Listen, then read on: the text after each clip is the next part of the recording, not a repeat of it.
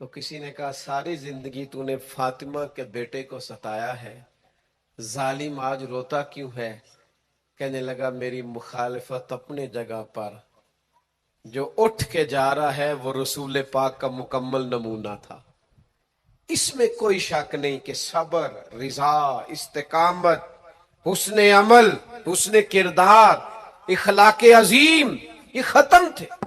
تو یہ امتحان تو جاری رہا۔ امام حسین کی باری آئی، چھوٹے تھے، زیادہ لاڈلے تھے، زیادہ پیارے تھے۔ کچھ لوگ ایک کا لاڈ دیکھتے ہیں، کچھ کئیوں کے لاڈ دیکھتے ہیں۔ نانا کا بھی لاڈ دیکھا اور والدہ کا بھی دیکھا، والد کا بھی دیکھا، بہنوں کا بھی دیکھا، بڑے بھائی کا بھی دیکھا۔ حسین سب سے لاڈلے تھے۔ حسن کی بھی کیا بات ہے، امام علی مقام کی کیا بات، پر امام حسین سب کے لاڈلے تھے۔ لیکن جب امتحان دینے کی باری کربلا میں آئی تو اکیلے کھڑے تھے، نہ پشت پر نانا، نہ ہاتھ میں شیر خدا کی انگلی، نہ پلٹ کے جا کے ماں کے پلو میں چھپنے کا موقع، نہ حسن موجود ہے کہ بڑے بھائی سے مشورہ لے لیا جائے، کوئی نہیں۔ یہ کون ہے اٹا ہوا، غبار میں اٹا ہوا؟ یہ نبی کا نور عین ہے، یہ بالیقین حسین ہے، اکیلے۔ اور باقی جتنے تھے وہ سارے چھوٹے تھے۔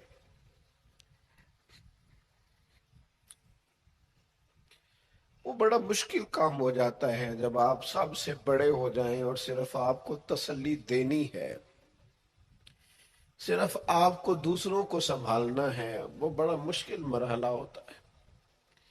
لیکن امام حسین نے اس مشکل مرحلے کو اس طرح گزارا کہ وہ بڑے تھے نا۔ بس اتنا کہوں گا کہ حسین وہاں پر شکر کرتے تھے جہاں پر صبر مشکل تھا، وہاں پر شکر کرتے تھے جہاں پر صبر مشکل تھا۔ جہاں صبر مشکل سے ہوتا ہے وہ وہاں گردن جھکا کے کہتے تھے آمنا وصدقنا، ٹھیک ہے، دکھ قبول محمد بخشا، بس راضی رہن پیارے۔ آپ اس بات کو یاد رکھیں اور اس کو اچھی طرح سمجھ لیں کہ آپ جب تک مزاج مشقت کا نہیں بناتے، ایک کے بعد دوسری، دوسری کے بعد تیسری، تیسری کے بعد چوتھی مشقتیں راہ دیکھ رہی، اور جو مشقتوں کے عادی نہیں وہ پھر پچھلی صفوں میں ہے، جو مشقتوں کے عادی نہیں وہ پھر کسی صورت بھی نہ نام بنا سکتے ہیں نہ کام کر سکتے ہیں۔ جس کو آرام کرنا ہے، جس کو سکون سے سونا ہے، وہ منزل نہیں پا سکتا۔ آپ کو آگے بڑھنا ہے، آپ کو جد و جہد کرنی ہے، آپ کو کوشش کرنی ہے، آپ کو باہمت رہنا ہے۔ حضرت عمر سے کسی نے کہا تھا کہ میں آپ سے ملنا تو چاہتا تھا پر دوپہر کا ٹائم تھا، میں آیا نہیں، کہیں آپ سو نہ رہے ہو۔ تو جناب عمر رو پڑے، فرمانے لگے سویا کرتا تھا کبھی، جب سے ابو بکر یہ چابیاں میرے ہاتھ میں دے گئے ہیں نا، تو دن کی بات کرتا ہے، میں رات کو نہیں سو پاتا، اٹھ اٹھ کے حضور کی امت کی خبرگیری کرتا ہوں۔ رت جگے میرا نصیب بن گئے ہیں، آنکھوں کی نیند رخصت ہو گئی ہے، لہجوں میں آرام نکل گیا ہے۔ اور بھائی جب آپ کو جد و جہد کرنی ہے، جب آپ کو آگے بڑھنا ہے، ذہن بناؤ یار، طبیعت بناؤ، آگے بڑھنا ہے، مشقت کرنی ہے، نیند تھوڑی کم لینی ہے، زبان کے ذائقے مزے کے کھانے تھوڑے کم کرنے۔ ہم نے اپنی مرضی سے وہ لیٹے ہیں، وہ آرام کر رہے ہیں، اس سے تھوڑا اٹھ کر سوچنا، इमाम अली मकाम का पैगाम यह है कि तू बड़ा तब बनेगा जब तेरी जिंदगी मेहनत वाली, कोशिश वाली, जद्दोजहद वाली होगी। और फिर उसके बाद क्या करना है? एक कोशिश करनी है। उसके बाद अगला काम यह है कि जहां रब रखे ना वहां रहना भी है, उसकी रजा पे। जब आप मुसलमान होते हैं ना, कलमा पढ़ते हैं, तो हम ऐलान करते हैं आज के बाद फैसले मेरे नहीं चलेंगे, फैसले अल्लाह के चलेंगे। लेकिन परेशानी पता कब होती है? जब हम फैसला अपनी मर्जी का मांगते हैं। ओ भाई, जब तू मालिक का गुलाम है, बंदा है, तो फिर दुख किस चीज का नाम है? किसी दरवेश ने कहा था दुख किस चीज का नाम है कि अल्लाह की मर्जी और है और तेरा इरादा और है। तू कहता है बात उस तरह बने जिस तरह मैं चाहता हूं, और रब कहता है नहीं मैंने फैसला कर लिया है। फिर तू दुखी होता है। सुखी भला कौन होता है? जो रब कर दे वो कहे बिल्कुल ठीक है, वो कहे बिल्कुल। और कुरान मजीद ने इसे बयान किया, रदी अल्लाह अन्हुम व रदू अन। ये करबला का दूसरा पहलू। एक पहलू मुशक्कत, जद्दोजहद, एक पहलू ये कि रदी अल्लाह अन्हुम व रदू अन। अल्लाह कहता है मेरे बंदों की शान ये है कि अल्लाह उनसे राजी है और वो अल्लाह से राजी है। अल्लाह उनसे राजी है और वो भी राजी है अल्लाह से। अल्लाह ने जहां रखा है वो अल्लाह से। एक पहलू यह है कि अल्लाह राजी हो जाए, एक पहलू यह है कि बंदा राजी हो जाए। रब फरमाता है ज़ालिकल फौजुल अज़ीम, वो अल्लाह से राजी, अल्लाह उनसे राजी, ये बहुत बड़ी कामयाबी है। इमाम मोहम्मद गजाली रहमतुल्लाह अलैह से किसी ने कहा था ज्यादा मुश्किल क्या है, अल्लाह का राजी होना के बंदे का? तो इमाम साहब फरमाने लगे रब तो मेहरबान ही बड़ा है, बड़ी जल्दी राजी हो जाता है। दो सिर्फ आंसू बहाए सच्ची तौबा के मालिक राजी है। किसी गरीब की मदद कर दे इखलास से, अल्लाह राजी है। अल्लाह तो जल्दी राजी हो जाता है। मुश्किल ये है कि बंदा नहीं राजी होता। ये इसने हर रोज एक नई उम्मीद लगाई हुई है, हर रोज इसका नया रंग है, ये राजी नहीं होता। हजरत मूसा अलैहिस्सलाम ने अल्लाह की बारगाह में अर्ज की, मालिक मेरी कौम ये अर्ज करती है कि तू बता तू हमसे कैसे राजी होगा। हजरत मूसा अपनी कौम की अर्ज लेकर मालिक की बारगाह में कोहे तूर पे हाजिर है। ओ यारो इसे दिल की तख्ती पे लिख लेना। अर्ज की मालिक मेरी कौम कहती है रब करीम के हुजूर अर्ज करें कि हमें बताए हमारा रब हमसे कैसे राजी होगा। तो हजरत कलीम कहते हैं जब रब की बारगाह में अर्ज किया तो मालिक ने फरमाया उनसे जाके कहो वो मुझसे राजी हो जाएं, बस वो राजी हो जाए मैं भी उनसे राजी हो जाऊंगा। हजरत सैयदना अब्दुल्ला इब्ने उमर रदी अल्लाह ताला अन्हो का साहिबजादा बड़ा सख्त अलील हो गया। बच्चे बीमार हो जाए तो तकलीफ बड़ी होती है इंसान की तबीयत को। हजरत अब्दुल्ला इब्ने उमर के बेटे बड़े सख्त अलील हो गए। जनाब अब्दुल्ला इब्ने उमर बड़े परेशान हैं, कभी इधर जाते हैं कभी उधर जाते हैं, इस हकीम के पास उस तबीब, सख्त परेशान।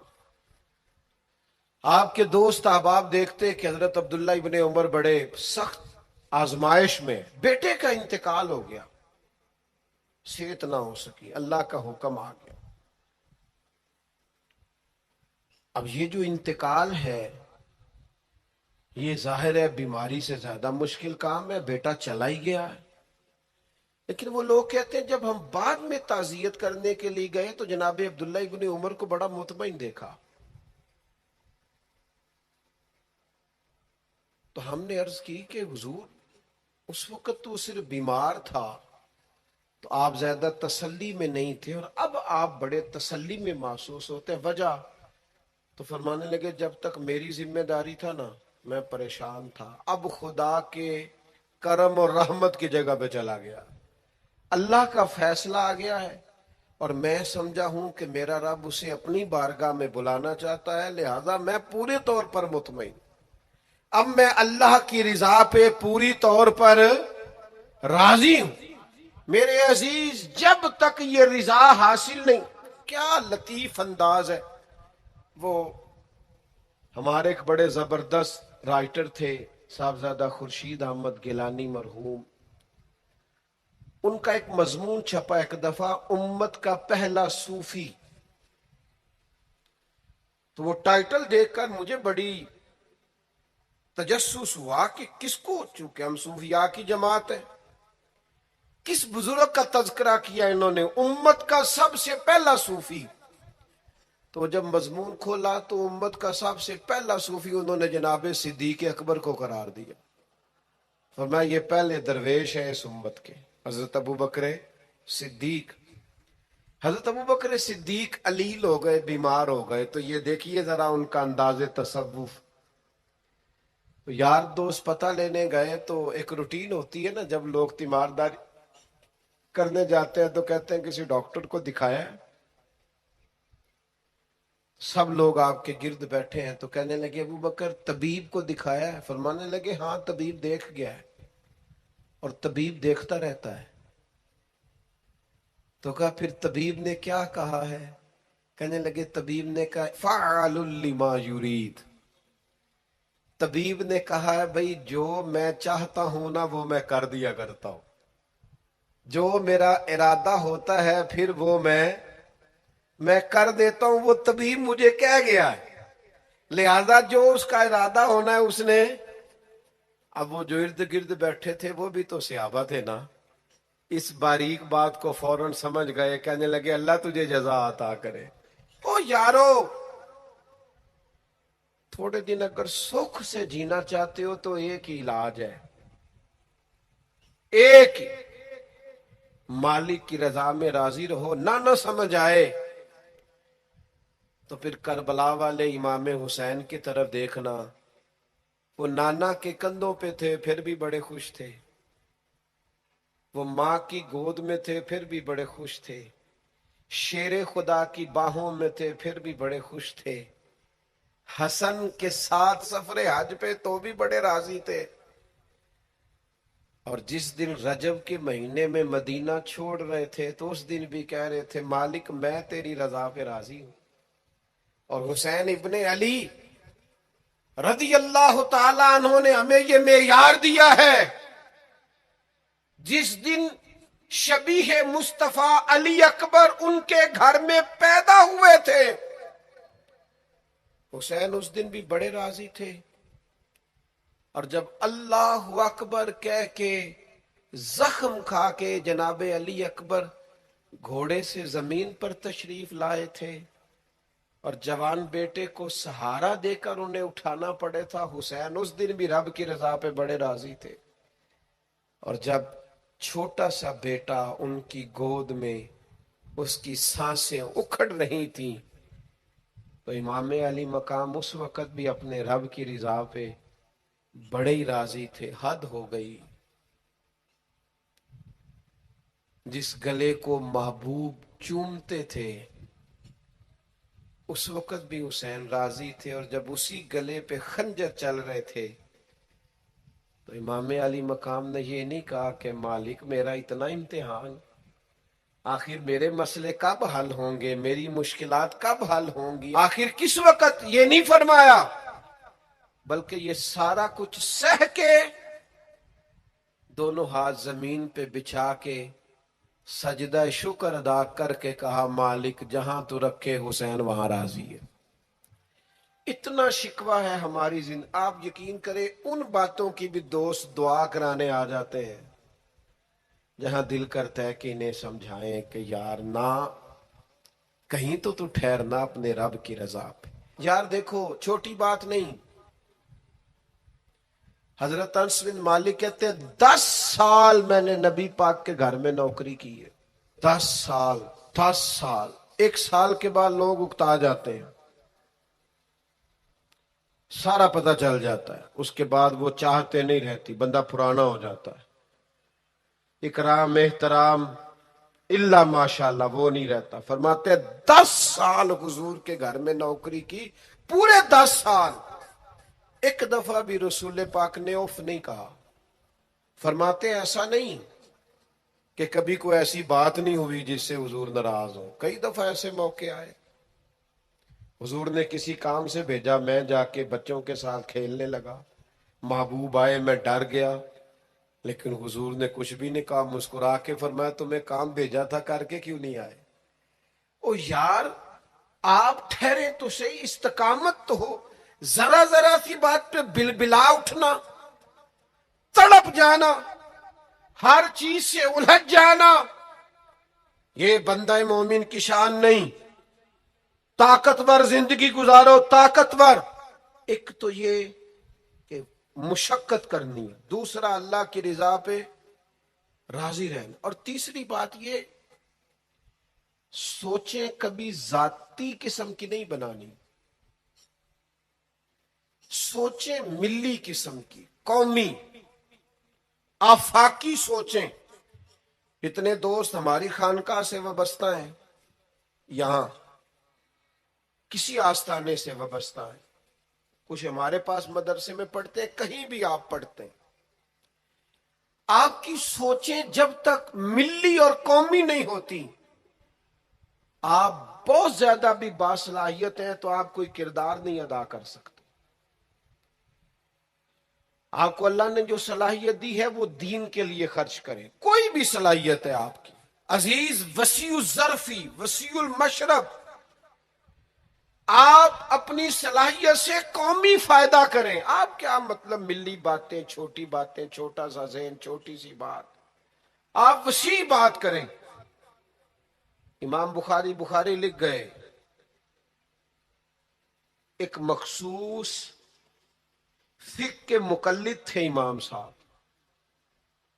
لیکن انہوں نے بخاری میں یہ رنگ نہیں اختیار کیا کہ جو کسی اور مسلک پر چیزیں دلائل کرتی ہیں، فقہ کے مسلک کی بات کر رہا ہوں، کسی اور مشرق پر تو میں نے لینی نہیں. انہوں نے کام کیے تو قومی سطح کے کی، چھوٹے چھوٹے ذہن، چھوٹی چھوٹی باتیں.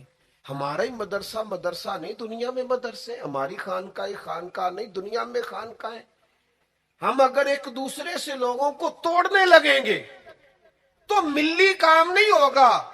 ہم گھر نہیں بنانا چاہتے، ہم رسول اللہ کا دین تعمیر کرنا چاہتے ہیں، دین اس امت کے اندر لانا چاہتے ہیں، نافذ کرنا چاہتے ہیں.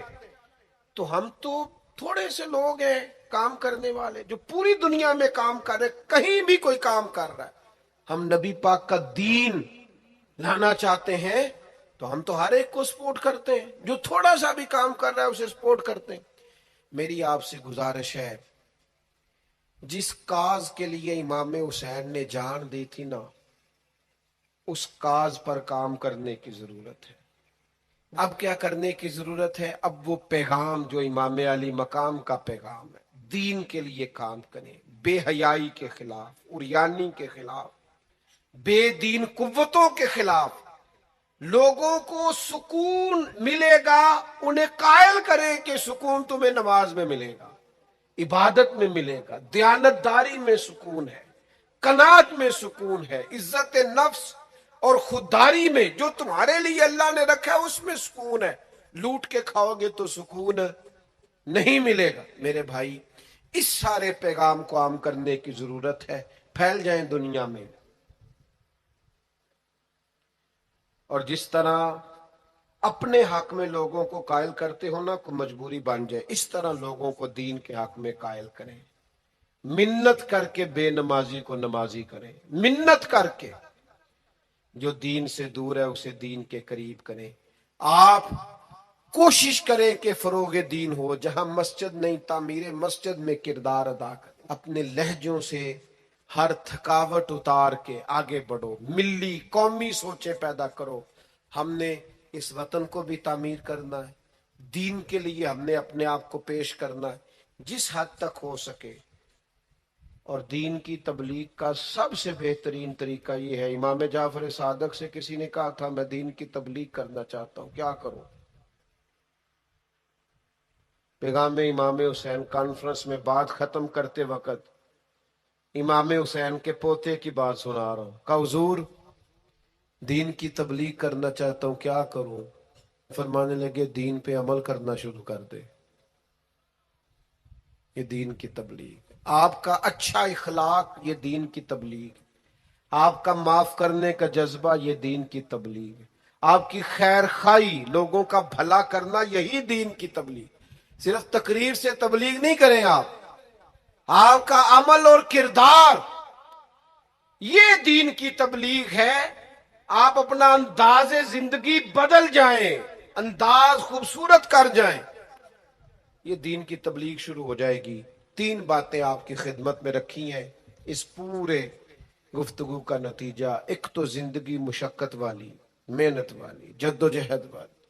یہ جو نوجوان آرام ڈھونڈتے ہیں نا، سکون، اقبال کہتے ہیں لہو مجھ کو رلاتی ہے جوانوں کی تن آسانی، یہ تیار ہو جائیں۔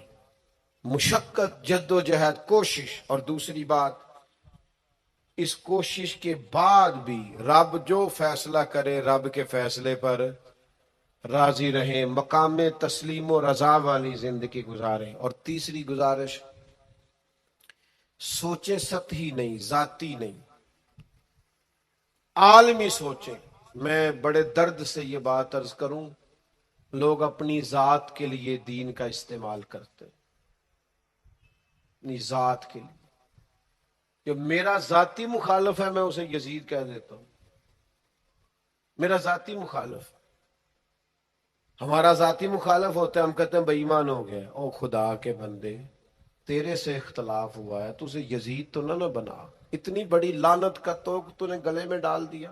حضرت زید بن ارقم رضی اللہ تعالیٰ عنہ بیمار تھے۔ یہ ذرا بات سننا میرے کریم کی۔ اللہ کے پیارے حبیب علیہ السلام تیمارداری کے لیے تشریف لے گئے، تو حضور سید عالم علیہ السلام نے جا کر جناب زید بن ارقم کی طبیعت کو دیکھا تو کمزوری تھی اور وہ پریشان بھی تھے۔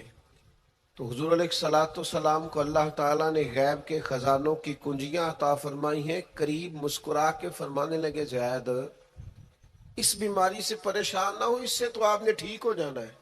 اس روایت پر خاص غور کرنا کیا کہہ رہا ہوں۔ فرمائے اس سے آپ نے پریشان نہیں ہونا، اس سے تو آپ نے ٹھیک ہو جانا ہے، مسئلہ ہی نہیں۔ ہاں، اس کے بعد ایک وقت آئے گا آپ کی آنکھوں کی بینائی رخصت ہو جائے گی اور عمر بھی آپ کی لمبی ہوگی، یعنی ایک بڑھاپا، ایک نظر چلی جائے گی۔ اب آپ یہاں غور کریں سرکار تربیت کیا کر رہے۔ حضور فرما رہے یہ جو مشکل ہے یہ تو گزرنے والی ہے، اس کے بعد جو مشکل آنے والی ہے وہ اس سے بڑی ہے۔